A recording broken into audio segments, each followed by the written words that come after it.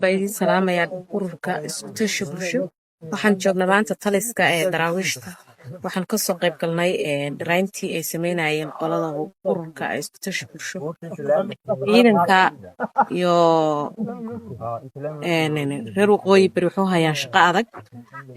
waa dumar u dhabar adeegay wax kasta iyo wadci kasta iyo waqti kasta jira inay kala qayb qaataan bulshadooda oo la dareen ahaadaan khaasatan ciidankoodii maanta kaliya ma ahan dhirayn shaqooyin badan bay qabteen marka waxaan leenahay mabruuq halkaa ka sii wada hawshiina annaga wasaarad ahaan waan ku hambalyeynaa hawshay hayaan shaqadii annagoo aan lahayn iyo mid ka badan bay hayaan marka waxaan leenahay aad baa u mahadsantihiin cidda aad la shaqaynaysaan waa ciidankiinii